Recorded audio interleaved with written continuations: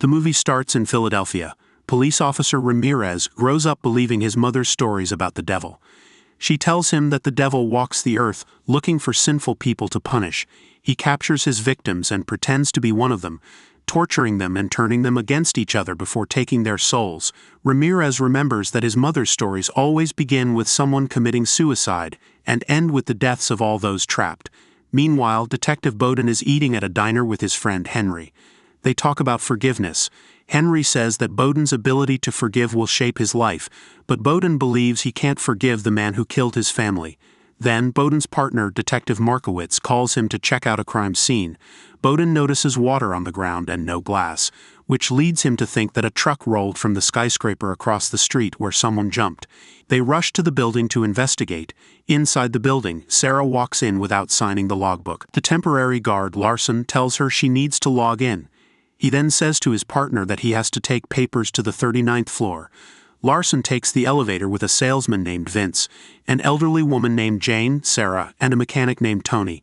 Vince stares at Sarah and Jane looks at him with disgust. Suddenly, the elevator gets stuck and they all feel frustrated. CCTV operators Lustig and Ramirez notice what's happening and report it to the repairman, Dwight, who is fixing a broken window. Dwight asks Lustig if elevator 6 is really broken. When Lustig confirms it, Dwight goes downstairs to help. Eventually, Lustig calls to say the repairman is fixing the elevator. But they struggle to talk since they can hear Lustig, but he can't hear them. Upset, Larson borrows Sarah's phone to call his partner and let him know he won't be back soon, but he can't get a signal. The lack of service in the elevator makes everyone even angrier. Hoping to diffuse the tension, Lustig plays some music for the stranded people, to which Vince happily sings along. But he only annoys the others, so Sarah suggests that they all keep quiet. On the other hand, Bowden and Markowitz find a janitor sweeping shattered glass outside a building. Bowden then tells him to stop cleaning the mess since it's a crime scene. As he looks up, he notices a big piece of broken glass falling and pushes his partner out of the way before he gets hit. Back in the elevator, Vince proceeds to annoy everyone as he reads everything he can see inside. Then, Lustig calls to inform them they'll try restarting the power, and as soon as the lights go off, Larson panics and holds on to Jane. When the power returns, the elderly woman snaps at Larson and tells him not to touch her, prompting the guard to reveal that he's claustrophobic. Feeling sorry for Larson, Tony opens the escape hatch to let some air in, which the guard deeply appreciates. Meanwhile, Dwight decides to check the basement when Lustig tells him that restarting the power didn't work. A few minutes later, Lustig tells the people in the elevator that they're still working on the problem. On the other hand, Vince urges Jane to buy a mattress from his company, telling the elderly woman that she doesn't have to be as rich as Sarah to buy one. He also brags that he can tell from people's clothing how well off they are, and as he talks, the elevator music plays again. Sarah then gets startled when Vince grabs her from behind, and although the salesman denies doing anything, she warns him never to touch her again. All of a sudden, the lights start flickering, prompting Lustig to tell Dwight about it. Dwight then replies that he's in the basement, and that nothing's wrong with the elevator, adding that he isn't the one turning off the lights there. Running out of options, Dwight tells Lustig he'll just return to the roof, climb down, and restart the car manually. The CCTV operators then continue to watch the passengers as the lights flicker in the elevator, and Ramirez gets confused when he momentarily sees a face on the screen. Back in elevator 6, the flickering lights continue to frustrate the 5 passengers. Then the lights completely go out, and when they turn back on, Sarah finds herself sprawled on the floor, and that's when she realizes that she has a bite wound on her back, deep enough that it's bleeding. Enraged, Tony shouts at the CCTV operators to turn off the music, even though they can't hear him. The passengers have no idea what's happened to Sarah, and when Larson notices the blood on Vince's suit that he's trying to hide, they all start thinking he attacked the young woman. Because of that, Tony suggests that they frisk him to see if he's concealing a serrated blade, but Vince refuses and insists Sarah fell into him. Curious, Lustig asks Sarah to show them her wound, and when she does, he finally decides to call the cops. Outside, Bowden bids forensic scene investigator Elsa goodbye after being called to respond inside the building.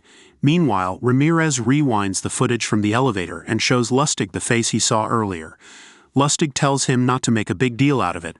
Back in the elevator, Larson and Tony desperately try to open the doors, which isn't much help. They also make sure to watch Vince, as they don't want him doing anything else. When Bowden and Markowitz finally arrive, Lustig explains to him that one of the passengers is suspected of assaulting the young woman. Bowden then assures the passengers that they're doing everything they can to get them out before asking Ramirez to call the elevator company and have them send someone in. Bowden also instructs Markowitz to send in the fire department. On the other hand, Ramirez asks Lustig to tell the detective about the face they've seen, but Lustig ignores him. To identify the passengers, Bowden instructs them to show their IDs to the camera. Unfortunately, Bowden finds it hard to read the letters on the screen, and when he asks if they have a pen, the people in the elevator say they don't.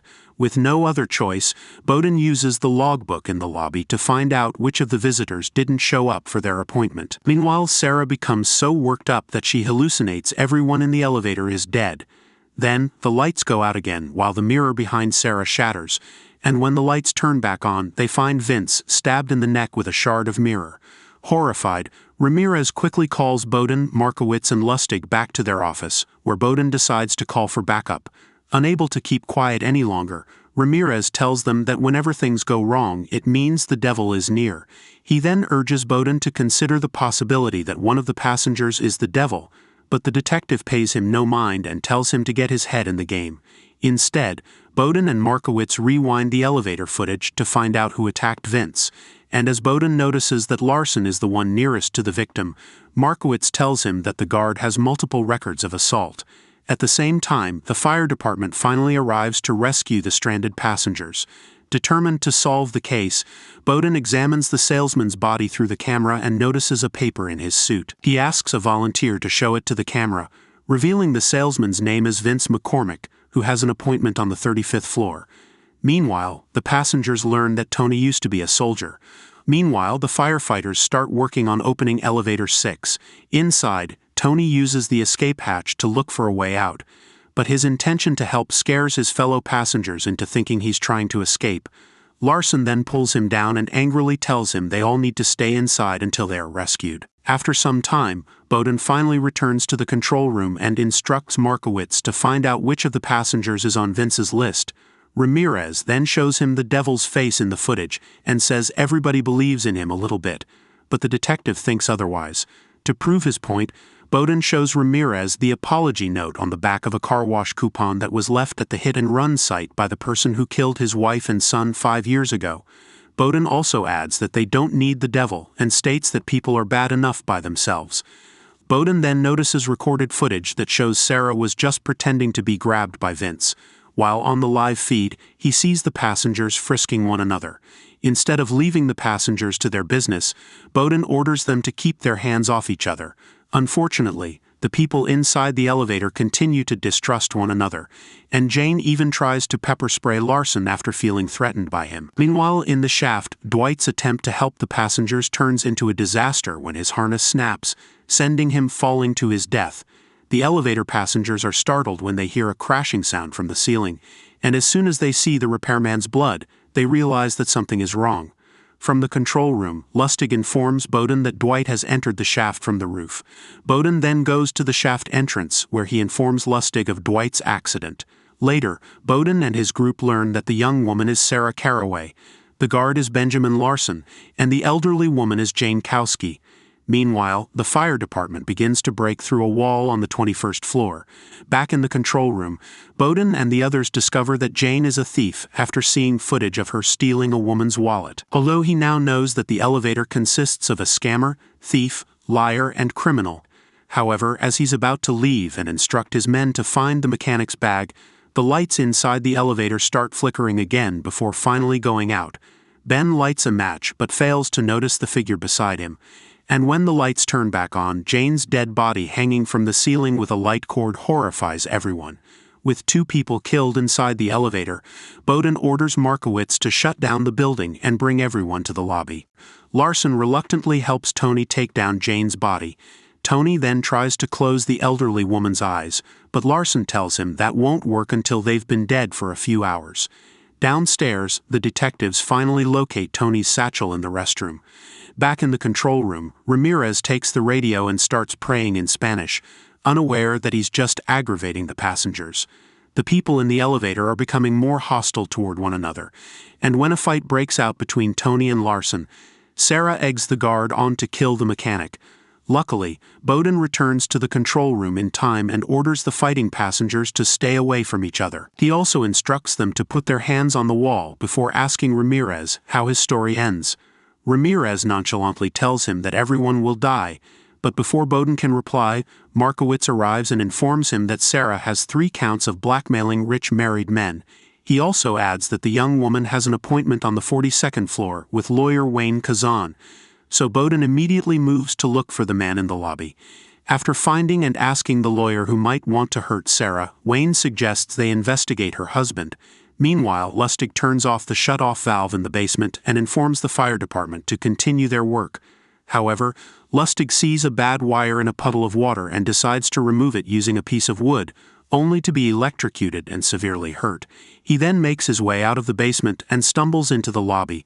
In the elevator, Tony starts suspecting Sarah and believes she's stirring things up to make them fight. Back in the lobby, none of the cops or guards notice that the woman from earlier has already made her way inside the building. Bowden then realizes that the young woman's husband owns Caraway Security and quickly returns to the control room, where Ramirez watches the lights in the elevator go on and off.